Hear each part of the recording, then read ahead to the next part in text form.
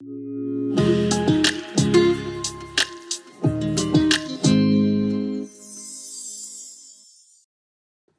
beau service! Hein? Ah oui! Quel beau témoignage! C'est vraiment beau d'entendre ces témoignages de ces personnes qui, vraiment, de voir chaque personne a son histoire, comment Dieu s'y est pris tranquillement pour venir dans leur vie. C'est vraiment beau, ça. Vous savez, c'est pas tout le monde qui a la foi. Il y a un homme qui s'appelle Georges, et son nom, il travaillait dans une pharmacie, puis Georges, c'était une personne, justement, qui était venue comme il avait ce témoignage, comme ces gens qui ont donné leur témoignage ce matin. C'est un gars qui avait la foi, et il aimait Jésus, il aimait partager l'Évangile et partager ce que Jésus avait fait dans sa vie. Et il le faisait aussi à son travail. Et puis, il avait particulièrement à cœur un de ses collègues de travail qui s'appelle Henri. Maintenant, Georges lui parlait de temps en temps du Seigneur, il partageait sa foi à Henri.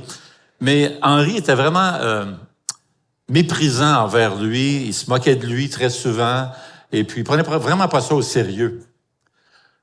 Un jour, c'est un pharmacien, un jour, il y a une jeune fille qui rentre, toute jeune fille qui rentre dans la pharmacie pour venir voir Henri, et puis elle lui remet la prescription de sa maman. Sa maman ne pouvait pas venir, elle était très malade, elle était couchée, alitée à la maison. Alors, elle lui a remis sa prescription pour sa mère. Et puis, donc, Henri a pris la prescription, s'est retourné de côté, a commencé à travailler, sortir des bouteilles, commencé à faire des mix et tout ça de médicaments. Et puis, maintenant, il a versé le tout vraiment dans un bocal, dans un contenant, puis il l'a remis à sa petite fille. Maintenant, la petite fille a payé, elle est partie, et puis chez elle en courant, parce qu'elle voulait absolument donner le médicament à sa maman, qui était très malade. Là, le pharmacien se retourne de bord, Henri, puis commence à remettre les choses à leur place, les bouteilles à leur place, pour finalement se rendre compte qu'il s'était trompé de contenant et qu'il avait mis un mix dangereux qui aurait été fatal pour la mère. Et là, il a paniqué, il n'y avait pas moyen de rejoindre la jeune fille. Et là, il a vraiment eu peur parce que cette femme, cette mère, allait mourir dès qu'elle était pour prendre ce médicament. Et là, finalement, lui était nerveux, il savait pas quoi faire. C'était comme, il avait tellement peur pour cette dame et il savait pas quoi faire. Mais là, il se rappelait que Georges lui avait parlé de Dieu. Lui, il connaissait pas Dieu, alors il s'est jeté à terre, il s'est mis à genoux, il a commencé à prier. Maintenant, il connaissait pas Dieu, mais il se rappelait que Georges avait dit que Dieu était vivant et qu'il répondait aux prières. Elle a commencé à implorer Dieu, demander à Dieu d'intervenir, faire quelque chose, faire un miracle pour sauver cette chère femme. Alors qu'il est encore à genoux, la jeune fille revient, rentre dans la pharmacie en pleurant. Il voit cette jeune fille et la jeune fille vient, elle court vers lui en pleurant et lui dit « Je suis désolé, monsieur, mais je courais vers ma mère et puis là, je suis tombé dans la rue, j'ai échappé votre médicament. Pourriez-vous me redonner le médicament? » Amen. Laissez-moi vous dire en ce jour de Pâques, Jésus est vivant. Êtes-vous d'accord avec ça? Oui!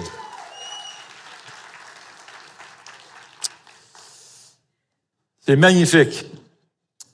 Et c'est ce qu'on célèbre aujourd'hui, justement, comme l'a mentionné notre frère Robert. Jésus est vivant, il n'est plus dans le tombeau, il est vide. En passant, je suis allé visiter Israël, je suis allé voir le tombeau, et le tombeau est vide. Dans l'Évangile de Jean, on voit Jésus qui ressuscite Lazare. Mais juste avant de ressusciter Lazare, ça faisait quelques jours qu'il était dans le tombeau. Et puis, juste avant, il a dit ceci, « Je suis la résurrection et la vie. Celui qui croit en moi vivra même s'il meurt. Et celui qui vit et croit en moi ne mourra jamais. » En d'autres mots, il y a une vie après la mort. Et Jésus est la résurrection et la vie. Et ça nous donne beaucoup d'espoir, ça, de savoir que Jésus est ressuscité. La résurrection de Jésus nous assure qu'on sert un Dieu vivant. La résurrection de Jésus assure à tous ceux qui ont placé leur foi en Jésus qu'ils sont sauvés pour toujours. La résurrection de Jésus nous assure qu'il répond à nos prières et ça nous assure qu'il existe une vie au-delà de la mort physique. La résurrection de Jésus nous assure que tous ceux qui ont placé leur foi en Jésus vont un jour ressusciter. Et la résurrection de Jésus nous assure qu'on peut voir l'avenir victorieusement. Il se trouve un magnifique passage dans la Bible qui nous rappelle ces vérités, mais qui nous montre particulièrement qu'on peut avoir un avenir victorieux. C'est le livre de l'Apocalypse. Maintenant, ce livre nous parle de la fin des temps, mais plus précisément du retour de Jésus-Christ. Vous savez, lorsqu'on entre dans l'Apocalypse, plusieurs aiment beaucoup voir le signe des fins des temps. Mais le héros du livre de l'Apocalypse, dans le fond, c'est Jésus-Christ. À l'occasion de Pâques, nous avons fait une mini-série de messages intitulée « Les repas plus que parfaits ». Et nous sommes arrêtés à certains passages où l'on voit Jésus manger avec certaines personnes et on a vu certains enseignements qui ressortaient de ces rencontres-là avec Jésus. Vendredi soir, notre frère Dominique nous a présenté le dernier repas de Jésus lors de cette fête de Pâques avec les disciples, où Jésus prend la Sainte Seine. Et Dominique nous a lu Luc 22. Et j'aimerais vous lire une portion de ce passage à nouveau. Verset 14 dit ceci: « Quand l'heure fut venue, il se mit à table avec les 12 apôtres. Et Jésus leur dit, « J'ai vivement désiré manger cette Pâque avec vous avant de souffrir. Car, je vous le dis, je ne la mangerai plus jusqu'à ce qu'elle soit accomplie dans le royaume de Dieu. » Puis il prit une coupe, remercia Dieu et dit, « Prenez cette coupe et partagez-la entre vous. Et je vous le dis, désormais, je ne boirai plus le fruit de la vigne jusqu'à ce que le royaume de Dieu soit venu. » Au verset 16, Jésus dit que la prochaine fois qu'il allait manger ce festin, cette Pâque, et selon le verset 18, prendre la coupe, serait à l'arrivée du royaume de Dieu. Eh bien, le livre aux Hébreux dit que cela soutenait Jésus alors qu'il savait qu'un jour, ça lui donnait la joie, qu'un jour, il pourrait justement retrouver tous ses enfants et avoir ce festin avec ses disciples. C'est ce qui soutenait Jésus dans ces moments difficiles alors qu'il allait mourir bientôt sur la croix pour nos péchés. C'est l'idée qu'un jour, il allait s'asseoir avec ses disciples à table dans le royaume de Dieu. Jésus a en tête le banquet si magnifiquement décrit dans le livre de l'Apocalypse. Et aujourd'hui, on va s'arrêter justement sur ce repas qui va avoir lieu, n'a pas encore eu lieu, va avoir lieu lorsque le Seigneur Jésus va revenir. C'est donc un repas qui va arriver dans l'avenir. Un repas qu'il va partager avec son Église, ses enfants, les enfants de Dieu. C'est un festin. Et l'image, c'est vraiment une belle image qu'on va avoir dans ce passage, qu'on va lire. C'est l'image d'un époux, qui est Jésus-Christ, et son épouse, qui est l'Église. Plusieurs nomment ce passage les noces de l'agneau. L'agneau était également une image de Jésus qui était offert en sacrifice pour nos péchés. On a donc l'image d'un mariage entre l'époux qui est Jésus et son épouse qui est l'Église, composée de tous ceux et celles qui ont placé leur foi en Jésus-Christ. Alors moi, j'aimerais vous lire ça, ce passage-là, dans l'Apocalypse 19. Je vais vous lire quelques versets. Apocalypse 19 dit ceci: « Après cela, j'entendis dans le ciel comme la voix forte d'une foule immense qui disait « Alléluia! Le salut, la gloire et la puissance sont à notre Dieu. Oui, ses jugements sont vrais et justes, car il a jugé la grande prostituée qui corrompait la terre par son immoralité, et il a vengé ses serviteurs en lui redemandant leur sang qu'elle avait versé. Ils dirent une seconde fois « Alléluia !» Et la fumée de cette ville s'élève au siècle des siècles. Les 24 vieillards et les 4 êtres vivants se prosternèrent alors et adorèrent le Dieu qui est assis sur le trône en disant « Amen, Alléluia !» Une voix sortit du trône et dit « Louez notre Dieu, vous tous ses serviteurs, vous qui le craignez, petits et grands. » Et j'entendis comme la voix d'une foule immense. Elle ressemblait au bruit de grosses eaux, au grondement de forts coups de tonnerre, et elle disait « Alléluia ! Car le Seigneur notre Dieu Tout-Puissant a établi son règne. Réjouissons-nous, soyons dans la joie et rendons-lui gloire, car voici venu le moment des noces de l'agneau. Et son épouse s'est préparée.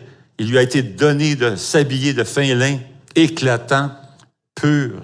En effet, le fin lin, ce sont les œuvres justes des saints. L'ange me dit alors, écris, heureux ceux qui sont invités au festin des noces de l'agneau.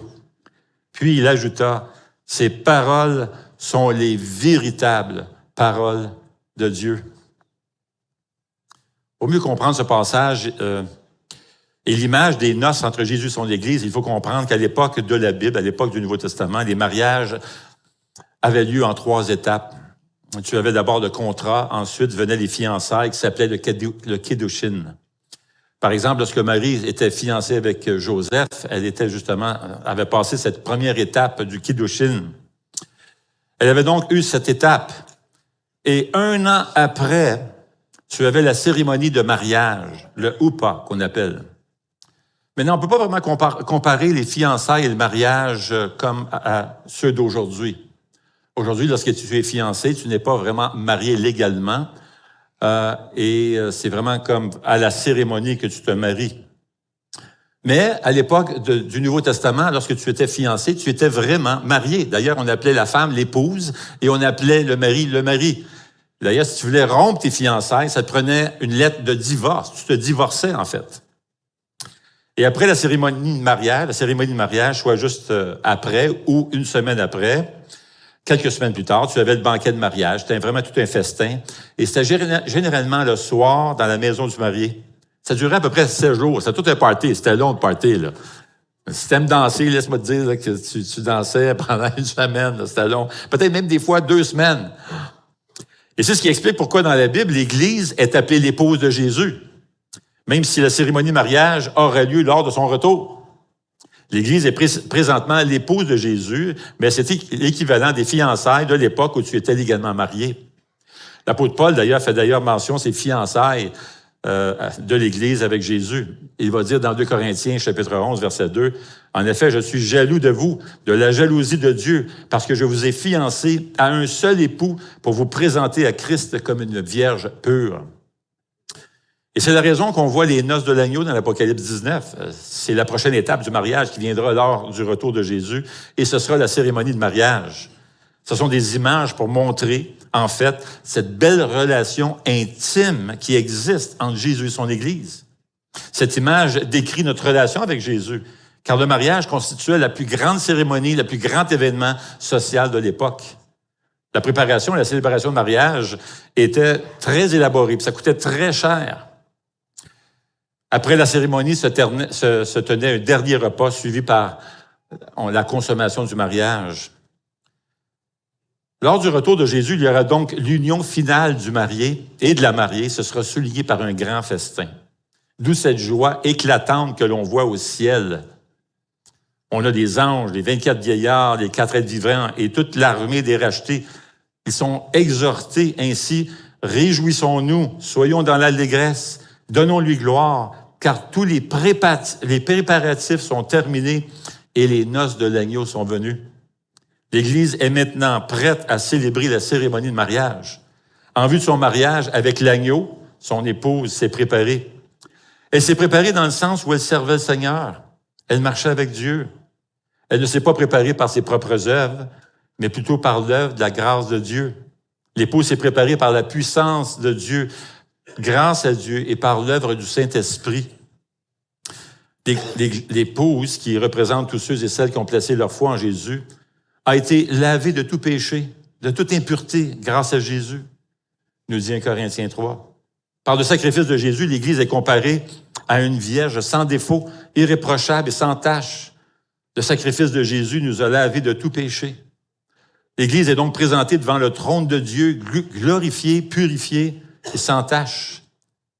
Le verset 8 dit ceci, « Il lui a été donné de s'habiller d'un fin lin, éclatant, pur. » En effet, le fin lin, ce sont les œuvres justes des saints. Voyez-vous, dans l'Antiquité, le fin lin était une étoffe de grand prix, d'une grande beauté, d'une grande valeur. C'était aussi le symbole de victoire parce que lorsque les généraux allaient en guerre et réussissaient à conquérir l'ennemi, ils revenaient. Et qu'est-ce qu'ils portaient? Ils portaient du fin lin comme symbole de victoire. L'Église est victorieuse. Le fin lin, ce sont donc les œuvres des saints. C'est le fruit d'une personne qui vient à Jésus par la foi. Une personne sauvée par la grâce de Dieu va produire de beaux fruits. Dans l'Antiquité, les princes orientaux fournissaient les habits. Le linge ou l'habit de noces fourni gratuitement grâce au sacrifice de Jésus fait référence aux vêtements de justice et de pardon qu'il accorde à ceux qui placent leur foi en lui. L'Église est donc victorieuse en Jésus-Christ. La mort et la résurrection de Jésus nous assurent donc un avenir radieux et victorieux. Nous serons à jamais en communion avec Dieu, dans une intimité incroyable avec Dieu. Et l'ange affirme solennellement à l'apôtre Jean, ces paroles sont les véritables paroles de Dieu. Hey, c'est tout un encouragement pour Jean qui recevait cette vision, car à ce moment-là, c'était très difficile à être un chrétien. Il y avait la persécution des églises. D'ailleurs, Jean lui-même se retrouve sur une île. Il est en exil et la vie est pénible, difficile. Alors, un ange vient donner cette vision à tous ceux et celles qui passent par ces moments difficiles, éprouvants, qu'un jour, tout va prendre fin. Et ce sera que de la joie, que du bonheur. Des jours glorieux s'en viennent, où le règne de Dieu va triompher.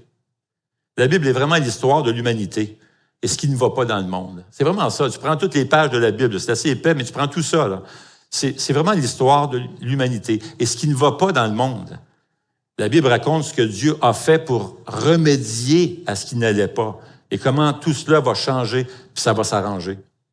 L'histoire de la Bible peut se résumer en 4 étapes, dans le fond. Vous avez au début la création, magnifique, un chef-d'œuvre. Ensuite, vous avez la chute de l'être humain qui tombe dans le péché, se rebelle contre Dieu. C'est la perdition. Ensuite, vous avez la rédemption, qui est Jésus-Christ qui s'offre en sacrifice pour nos péchés. Et après, vous avez la restauration. Eh bien, on se retrouve aux noces de l'agneau où tout est restauré. Au repas des noces de l'agneau, on a 3 personnages ici, dans ce passage. Vous avez la prostituée, l'agneau et l'épouse. Il s'agit vraiment d'un résumé de toute l'histoire du monde, parce que la prostituée représente en fait les problèmes, ce qui ne va pas dans la race humaine, le péché, la rébellion contre Dieu. L'agneau représente la solution, ce que Dieu a fait pour redresser la situation. Et l'épouse représente notre nouvelle identité en Jésus. Ce que tous ceux et celles qui ont placé leur foi en Jésus deviennent, ce que nous sommes grâce à lui. Regardons la première personne, la prostituée. Verset 1, il dit, « Après cela, j'entendis dans le ciel comme la voix forte d'une foule immense qui disait, « Alléluia, le salut, la gloire et la puissance sont à notre Dieu. Oui, ses jugements sont vrais et justes, car il a jugé la grande prostituée qui corrompait la terre par son immoralité, et il a vengé ses serviteurs en lui redemandant leur sang qu'elle avait versé. » Voyez-vous, le chapitre juste avant, au chapitre 18, il y a une description de la ville de Babylone qui est appelée la grande prostituée. C'est une ville à l'époque de l'Ancien Testament. C'était des gens qui étaient contre Dieu, vraiment des gens qui détestaient Dieu, détestaient aussi le peuple de Dieu. En fait, Babylone représente les gens qui sont sans Dieu dans toute leur violence, dans toute leur oppression, dans toute leur corruption. C'est la société humaine sans Dieu, rebelle à Dieu, qui les a créés. Nous devons tout à Dieu. Il est le Créateur. Toutes ces choses horribles, toute la cruauté, toute la violence et toute l'injustice. Au verset 2, tout le péché des êtres humains est décrit comme de la prostitution. C'est de l'infidélité envers notre Créateur et envers Dieu. Ce qu'on voit dans la Bible, autant dans l'Ancien Testament que dans le Nouveau, on voit Dieu qui nous dit « Je veux avoir une relation avec mon peuple. » Mais je ne veux pas avoir une relation avec mon peuple juste comme un roi avec mes sujets ou comme un berger avec des brebis. Non, je veux une relation semblable à celle d'un mari avec sa femme. Je veux une relation avec toi qui soit permanente. Le mariage, c'est vraiment une belle image, car ça parle d'intimité. On se connaît, on s'aime, on prend soin l'un de l'autre. Dieu a l'audace de dire, le Créateur de l'univers a l'audace de dire, c'est le genre de relation que je veux avec toi. On a été créé pour ça, pour avoir ce genre de relation avec Dieu. Aucune religion dans le monde, aucune autre religion dans le monde n'ose parler d'une telle relation avec Dieu. Ainsi, lorsque la Bible évoque le péché, comme ici dans ce passage, elle met en lumière le fait de placer son amour pour quelque chose au-dessus de l'amour de Dieu. De donner à quelque chose la première place dans notre cœur au lieu de Dieu et de permettre à quelque chose de prendre une importance supérieure à Dieu. Dieu veut tout notre cœur. Dieu aspire à une relation intime avec chacun d'entre nous. tout au long de la parole de Dieu, que ce soit dans Ésaïe 62, Ézéchiel 16, Jérémie 2, dans tous ces endroits, Dieu se présente comme l'époux de son peuple. Il dit, je veux que mon peuple soit mon épouse. Je ne veux pas qu'il soit simplement mes citoyens ou mes brebis, je veux qu'il soit mon épouse. Certaines personnes pensent que le péché, en fait, c'est de briser une règle. C'est d'enfreindre les règles. Mais c'est bien plus briser et piétiner sur le cœur de Dieu qui nous aime. Si Dieu nous a donné son cœur, s'il veut notre amour, s'il nous a aimés de toutes sortes de manières, alors négliger cela revient à blesser son cœur, pas seulement enfreindre des règles, c'est beaucoup plus que ça. Et comment a-t-il prouvé son amour envers nous? Comment nous a-t-il donné son cœur? Bien, on le voit au verset 7. Qui dit, réjouissons-nous, soyons dans la joie et rendons-lui gloire, car voici venu le moment des noces de l'agneau, et son épouse s'est préparée. Ce sont les noces de l'agneau, et l'agneau parle du sacrifice de Jésus. C'est la deuxième personne ici qu'on retrouve dans ce passage. La Bible est claire que notre péché nous a éloignés, nous a séparés de Dieu. Il y a un mur entre nous et Dieu à cause de notre péché. Et la seule façon de pouvoir tomber dans les bras de Jésus à la fin des temps, et d'éprouver cette joie incroyable que l'on voit ici, et que Jésus, par son sacrifice sur la croix, s'offre pour nous purifier de tout péché. On peut lire un passage qui prophétise, qui prédit justement la venue de ce sacrifice qui a été donné des centaines d'années avant que Jésus arrive dans Ésaïe 53, qui dit ceci, ce sont nos souffrances qu'il a portées, c'est de nos douleurs qu'il s'est chargé. Et nous l'avons considéré comme puni, frappé par Dieu et humilié. Mais lui, il était blessé à cause de nos transgressions, brisé à cause de nos fautes. La punition qui nous donne la paix est tombée sur lui, et c'est par ses blessures que nous sommes guéris. Nous étions comme des brebis égarées. Chacun suivait sa propre voie. Et l'Éternel a fait retomber sur lui nos fautes à tous. Il a été maltraité. Il s'est humilié. Il n'a pas ouvert la bouche. Pareil à un agneau qu'on mène à l'abattoir, à une brebis muette devant ceux qui l'attendent, il n'a pas ouvert la bouche. Il s'est dépouillé lui-même jusqu'à la mort et qu'il a été compté parmi les criminels parce qu'il a porté le péché de beaucoup d'hommes et qu'il est intervenu en faveur des coupables. Voyez-vous, la seule façon pour nous de passer de statut de pécheur à celui d'épouse, la seule façon pour nos cœurs d'être reconquis par l'amour de notre véritable époux, la seule façon pour nous de tomber dans les bras de notre véritable époux et de connaître cette joie à la fin des temps, c'est de reconnaître que Jésus s'est offert en sacrifice sur la croix, afin de prendre sur lui la colère de Dieu que l'on méritait. Et qu'est-ce qui arrive à tous ceux et celles qui viennent à Jésus pour avoir son salut? Ils ont une nouvelle identité. La troisième personne qu'on voit ici, les enfants de Dieu, l'épouse, dans toutes les cultures, à travers le monde entier. Même si tu n'as pas une scène, tu es pauvre, tu n'as rien. Si tu te maries à un millionnaire ou à une millionnaire, tu deviens riche, du jour au lendemain. Parce que tu es marié. Et c'est ce qu'on devient lorsqu'on vient au Seigneur Jésus. On fait maintenant partie de la famille de Dieu qui est l'Église, l'épouse de Jésus-Christ.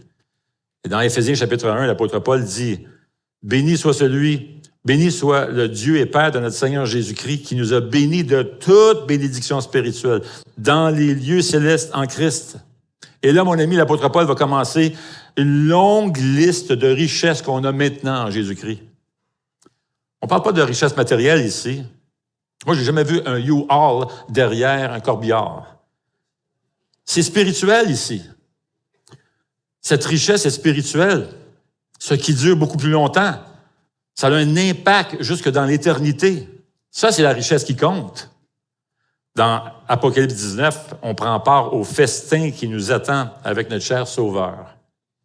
Nous sommes à la fin de l'histoire du salut ici, que la parole de Dieu nous présente, et ce que tous les enfants de Dieu attendent, ça arrive enfin. Le mal est fini, il est détruit une fois pour toutes, et ce qui pousse les enfants de Dieu à l'adorer. C'est l'auteur Randy Alcorn qui a dit « Le meilleur de ce monde n'est qu'un aperçu du ciel. » Le mariage spirituel que nous voyons ici entre Jésus et son Église représente notre trésor. Recevoir l'amour de Jésus qui remplit notre cœur, tandis que nous lui offrons notre amour en retour. C'est un festin, c'est une célébration qui va apporter de la joie. que notre cœur a besoin. Nous aurons le royaume de Dieu dans sa pleine réalisation. Et là, ce sera le dernier festin. Et ce festin sera le festin des festins. Ce jour-là, toute notre faim va disparaître à jamais. Notre tristesse va disparaître à jamais. Plus aucune larme, plus aucune douleur. Et là, j'inviterai les musiciens à venir et laissez-moi vous lire verset 9 pendant que les musiciens s'approchent. L'ange dit « Heureux ceux qui sont invités au festin des noces de l'agneau. » Puis il ajouta « Ces paroles sont les véritables paroles de Dieu. » La parole de Dieu, la véritable parole de Dieu nous lance cette invitation. Et là, tu vas dire « Mais oui, mais c'est quoi cette invitation-là? » L'Évangile est l'invitation. L'Évangile t'invite, est l'invitation à la fête, aux noces de l'agneau. Et voici comment on répond à l'invitation en plaçant notre foi en Jésus-Christ. Vas-tu faire partie du festin? Oh, j'espère que oui. En cette période de Pâques, on peut adorer et remercier Dieu pour Jésus, pour l'avoir ressuscité d'entre les morts et pour son incroyable don de miséricorde et de pardon qui nous libère de la puissance, de la pénalité de notre péché. On peut aussi savoir que notre histoire ne s'arrête pas là. On peut anticiper notre résurrection, poursuivre notre histoire dans l'éternité, où nous connaîtrons la plénitude de la vie et la joie de la présence de Dieu dans un corps transformé et glorifié. Mon ami, l'Évangile t'invite à sa fête. Tu es cordialement invité aux noces de l'agneau. Que Dieu t'aide à répondre avec foi. Seigneur notre Dieu, combien nous voulons te remercier pour le sacrifice de Jésus, pour les noces de l'agneau qui s'en viennent. Merci pour tous ceux et celles qui ont déjà répondu « Oui, Seigneur, je veux faire partie de ton royaume. Je veux être ton épouse. Je veux naître de nouveau. » Seigneur, s'il y a quelqu'un ici ce matin, ou quelqu'un qui nous écoute en ligne même, qui n'a pas encore dit oui à ce magnifique message de l'Évangile, eh bien, tu tends la main ce matin et tu l'invites. Viens à moi. Viens à moi. J'ai un avenir glorieux pour toi. On te remercie, Seigneur, pour ta grâce, pour ton sacrifice et tout ce que tu as fait pour nous. Et en ce jour de Pâques, Seigneur, nous voulons dire Alléluia. Jésus est vivant. Nous te louons, Seigneur, nous t'adorons, comme on va le faire pour l'éternité. C'est au nom de Jésus qu'on te prie. Amen.